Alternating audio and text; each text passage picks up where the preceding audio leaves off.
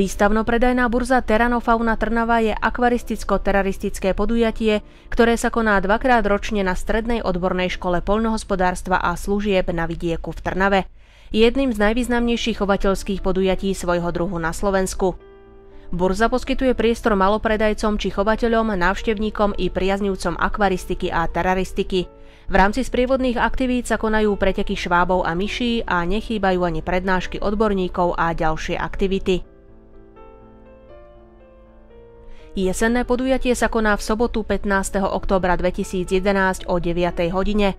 Už tradične si okrem širokej ponuky živých exotických zvierat a bohatého chovateľského sortimentu budú môcť návštevníci vypočuť zaujímavé prezentácie, súťažiť v pretekoch laboratórnych myší a obrovských švábov o ceny, zakúpiť si originálnu detskú akvateraristickú maľovanku či unikátne pohľadnice s príležitostnou pečiatkou burzy.